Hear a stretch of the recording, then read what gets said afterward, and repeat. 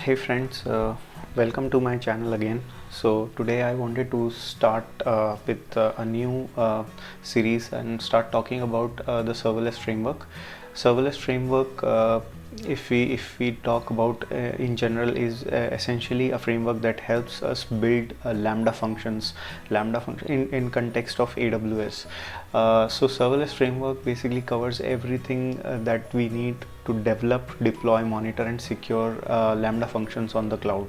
Serverless framework aims to ease the pain that is basically involved in creating and deploying and managing and debugging the lambda functions conventionally, because either we have to go through the AWS console, or we have to use the Boto 3 or AWS CLI to develop the lambda functions. So serverless takes a lot of those steps out of the equation and automates them. It integrates really well with the CI/CD tools like Jenkins, and also has support for Docker. Also, it has support for CloudFormation, so it really helps if you want to deploy the applications which are based on serverless. So to know more about serverless, you can visit this URL. Basically, this is the official website for serverless, and if I just want to show you, so this is the website, and it has all the details related to serverless. If you are interested, you can go through the documentation.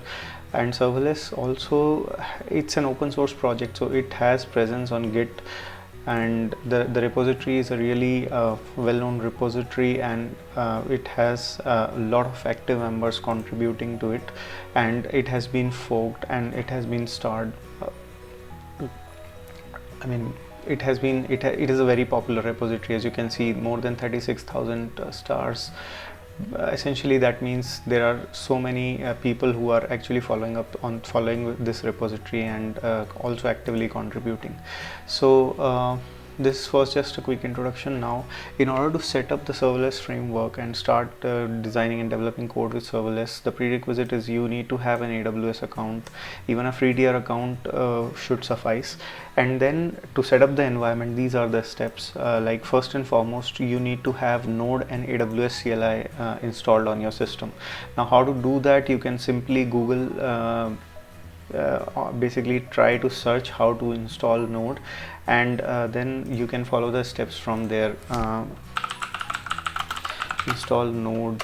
Okay, so just simply just like this, if you search for this, you will go to the Node.js link, and then you can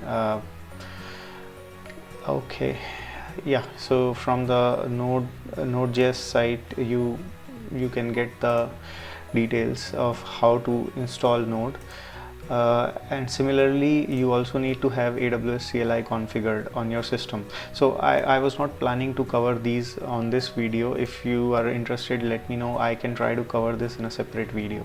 Now, once you have Node installed on your system, so then you need to install serverless, and the command for that is npm install -g serverless.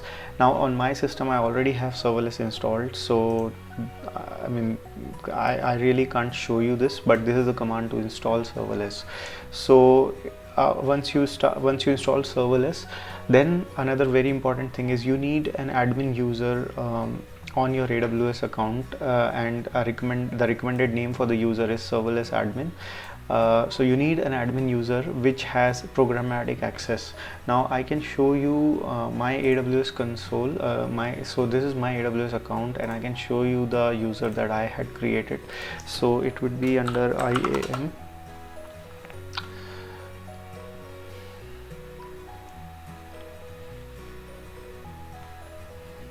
So if I go to users, I can see the serverless admin user. So this user, as you can see, this is an user with administrator access. This is what serverless recommends.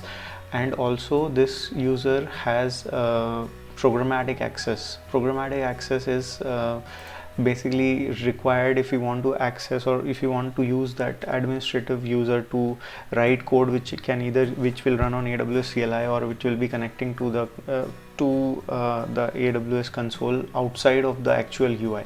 So this is how I did it. So you have to create a serverless admin, and then because for me it already exists, it's giving me a warning. But just for you, when you create this user, make sure that you click on this. So this programmatic access is what we need. This is required, as I was mentioning, it's required if you want to use AWS API, CLI or SDK, and then you can continue from here. So yeah, this is how you can create the serverless user. Now another important thing is, once you have created the user, so this is the command which you can use to configure, or basically use to basically to configure serverless on your system. So if you go through this command, so what it says is serverless config credentials, provider has to be AWS, and these hyphens, this you see is a single hyphen, and this one is a double hyphen. So let me zoom in or try to increase the size of this so that you can see it better. Maybe I'll do 20. Okay, so yeah, serverless config credentials, provider is AWS, key is your key that you have, and the secret will be your secret. So basically when you create the AWS user, if I go back, so like for me, when I have my user created, so you see the security credential tab. I cannot show you my tab, but once you have your user created, if you go there, you will be getting two attributes. Basically, one is called the key and one is called the secret. So for under the key, just you have to paste your key, and then similarly under secret you have to paste your secret, and then the profile is going to be the name of the account that we created, which is serverless which is this serverless admin. So this is the name of the profile. So once you have all this set up, then basically once serverless is set up, if you go to your terminal after the setup and you type serverless, then you will be able to see,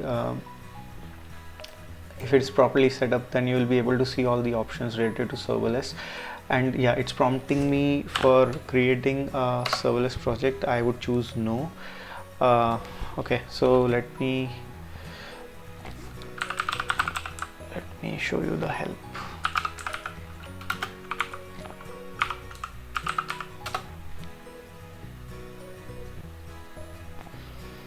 Yeah, so this is the help page.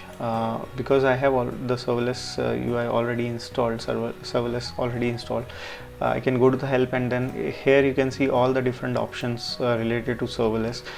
And again, I am planning to cover these options and try to develop one application using serverless in my coming video. So this was just to introduce what serverless is, and hopefully in the next video I'll start developing a sample application using serverless, and then we'll see the power of serverless framework and how useful it is. So I hope this video was informative. Please do let me know in the comment section if you want to see something more related to serverless. Also, if you have any suggestions, or if you need any other help related to any of the content that I've created, so please let me know in the comment section. Thank you. Thanks for watching.